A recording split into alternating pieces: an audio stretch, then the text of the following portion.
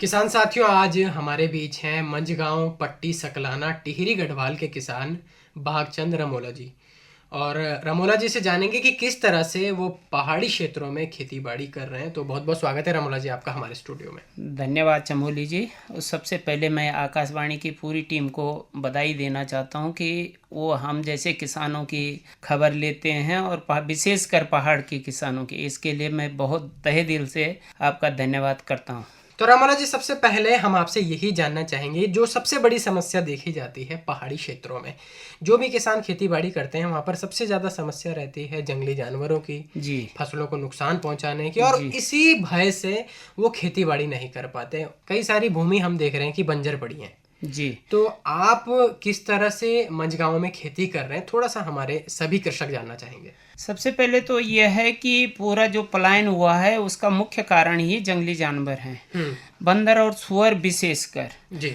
तो हमारे यहाँ सुअर बंदर तो हैं, लेकिन उसके अलावा खरगोश की भी अब समस्या होने लगी है धीरे अच्छा। धीरे।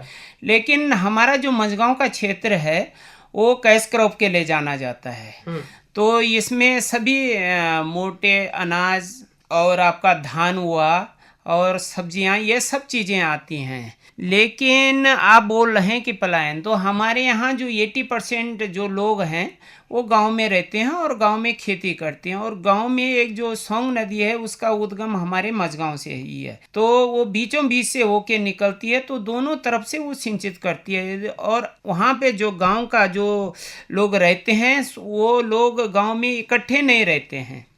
वो लोग जहाँ पे जिसकी खेती है वहाँ पे वो लोग रहते हैं, तो वो अपनी खेतों की सुरक्षा कर लेते हैं, खुद ही घेर बाड़ जी करके जी अपनी जी सुरक्षा जी करते हैं जी फसलों की। जी जी जी। तो इस समय रमोला जी आपने क्या क्या लगा रखा है? जैसे आपने कैश क्रॉप की बात की, तो पहले उन्हीं को जानते हैं, कौन कौन सी सब्जी वाली फसलें आपने ज्यादा लगाई हैं? हमारे पास अभी जो है मूली है, टमाटर है, पत्ता गोभी है, बैंगन है, सलजम है और बीन्स और मटर जो अभी खेत में खड़ी है फसल। और इसके अलावा हम इससे 2 महीने पहले अपनी आलू की फसल निकाल चुके हैं। जी। और जैसे हमारी जो धान्य फसलें हैं जी या जो मोटा अनाज है, जी इनको भी आप उगाते हैं? बिल्कुल, हमारे गांव में अपने लिए ही सब लोग उगाते हैं, क्योंकि बाहर के अनाज से सब लोग परेशान हैं। तो हमारे यहाँ मोटे अनाज में आपका मंडुआ, जिसे हम गढ़वाली में कोदा कहते हैं, झंगोरा, सोयाबीन और दालें, ये सब लोग इसकी खेती करते हैं। और अब बहुत अच्छे ढंग से इसकी खेती होती है और पूरे लोग अपने खाने के लिए इस सब चीज़ों की का उत्पादन करते हैं। तो मार्केट में आप इन चीजों को बेचते भी हैं? मोटे अनाज को छोड़ के हम सभी चीज़ों को, जो कैश क्रॉप की जितनी भी सब्जियां होती हैं वो हम मार्केट में बेचते हैं। अच्छा, तो देहरादून की बात करें तो आप कहाँ पर अपनी इन फसलों को बेचते हैं? क्योंकि आसपास मंडी भी है, लेकिन इसके अलावा भी आप कहीं लोकल बाजार में इसको बेचते हैं? हाँ, हमारे पास जो लोकल बाजार है वो जो साप्ताहिक बाजार है हमारा सर्वे चौक में, जैविक हाट लगती है वहाँ पे प्रत्येक रविवार को। तो वहाँ पे हम अपने जितने भी उत्पाद हैं वो हम वहाँ पे देते हैं। और मैं आपको बताना चाहता हूँ कि मैं एक जैविक किसान हूँ और वहाँ पे जैविक चीज़ों की बहुत ज़्यादा मांग होती है। और मैं विशेषकर सभी किसानों को कहता हूँ कि सब लोग जहर मुक्त खेती करें, क्योंकि रोग इतने ज़्यादा हो गए हैं कि उतना आदमी की इनकम नहीं है जितना उसका खर्चा आता है। तो अगर जहर मुक्त, अगर वो पेस्टिसाइड का उपयोग नहीं करेंगे, खेती में पेस्टिसाइड और खादें नहीं डालेंगे, यूरिया डीएपी, तो बहुत अच्छा उत्पादन मिलेगा और आदमी स्वस्थ भी रहेगा और ज़मीन भी स्वस्थ रहेगी और वातावरण भी हमारा खुश रहेगा, खुशनुमा रहेगा। जी, जैसे आपने बताया कि जैविक उत्पाद की बहुत ज़्यादा मांग रहती है, और हम देख भी रहे हैं जी कि जो भी जैविक उत्पाद हैं उनको लोग खरीद रहे हैं, उनको लोग पसंद कर रहे हैं और किसानों को अच्छे दाम भी इसके मिल रहे हैं। जी। तो रमोला जी, किस तरह से आप खेती करते हैं? किन खाद उर्वरकों को इस्तेमाल में लाते हैं? हमारे पास जो हमारे पत्तियों और गाय के गोबर या भैंस के गोबर की जो खादें होती हैं उन्हीं का उपयोग हम करते हैं, क्योंकि हम मैं बता दूँ, हमारे यहाँ जो टेम्परेचर है वो जो 25 से 30 डिग्री के करीब जाता है, तो हम ठंडे इलाके के, यहाँ पे रोग भी बहुत कम लगते हैं फसलों पे। तो हम इस प्रकार अपनी खेती करते हैं। जी, आपने बताया कि अभी आलू आपने निकाला, और पहाड़ का जो आलू, तोमड़ी आलू, जी जी बड़ा फेमस भी है और जी लोग जी इसको जी दूर दूर से खरीदने के जी लिए आते हैं। जी जी जी। थोड़ा इसके बारे में बताएं, और इसका आपको कितना दाम मिल जाता है? तुमड़ी आलू जो है, जो हम जब निकालते हैं तो उस टाइम थोड़ा सा कम रेट रहता है। तो अगर आप जैविक खेती करते हैं और जैविक तरीके से इसको स्टोर करते हैं तो आप उसको लंबे समय तक रख सकते हैं और उसका अच्छा मुनाफा भी कमा सकते हैं। जैसे कि मार्केट में अभी 40, 45, 50 रुपए प्रति किलो तक इसका भाव है। तो मार्केट की बात करें, शुरुआत में तो कई सारी दिक्कतें आती है, जी जी मार्केट भी समझ नहीं आता जी जी कि कहाँ पर हम अपनी फसलों को ले जाएं। तो क्या जी कहेंगे आप किसानों को कि सीधा अगर हम बाजार में अपना उत्पाद पहुंचा रहे हैं जी तो जी उससे जो बिचौलियों के पास हमारी जो फसलों का मुनाफा चला जाता है उससे जी। हम बच सकते हैं, सीधा हमें मुनाफा मिलेगा?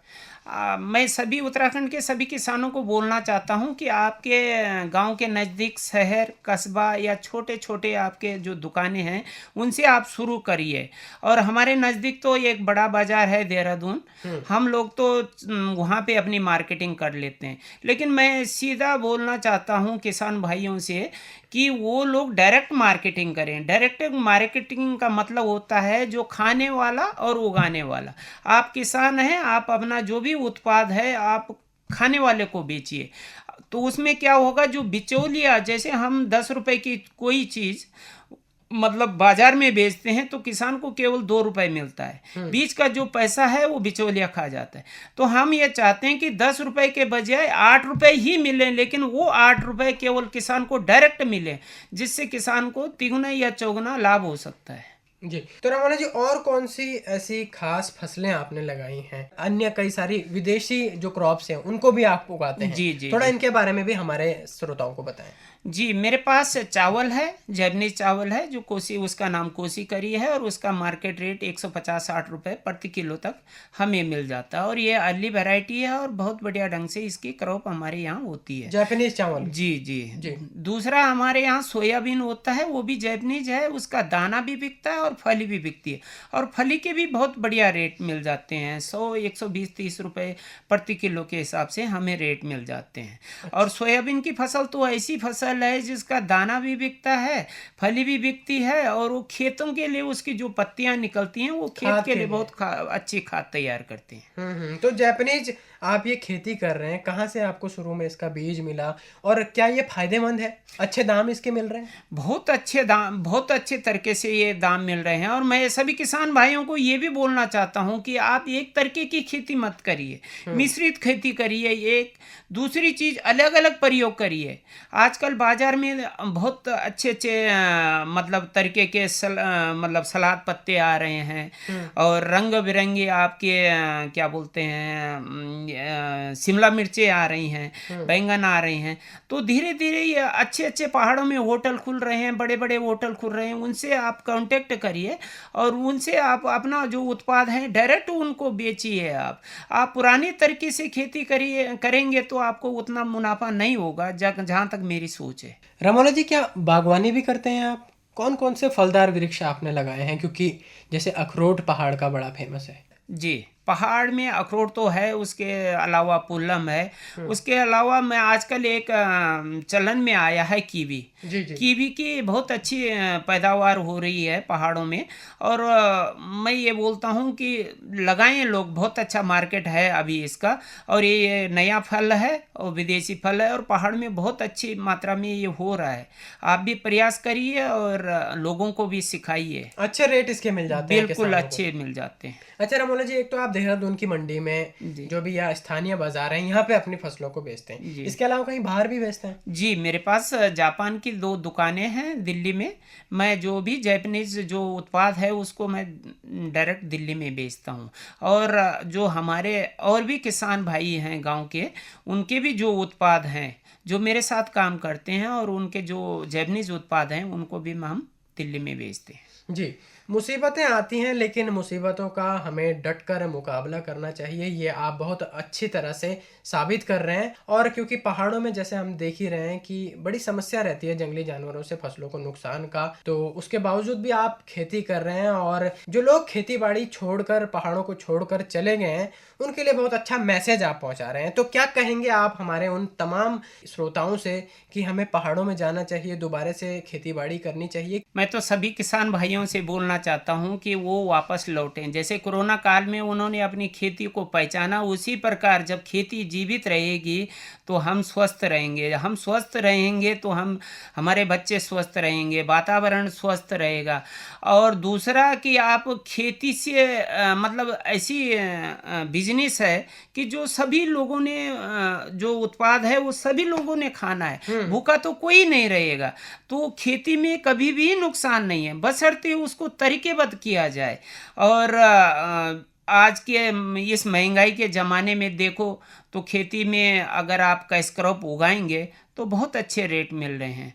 बाजार की मांग के अनुसार खेतीबाड़ी हमें करनी होगी, तभी अच्छा मुनाफा हमें मिलेगा। तो रमोला जी, आज आप हमारे स्टूडियो में आए और बहुत ही महत्वपूर्ण जानकारी आपने हमारे सभी किसान साथियों तक पहुंचाई। स्टूडियो में आने के लिए आपका बहुत बहुत आभार। धन्यवाद। धन्यवाद चमोली जी।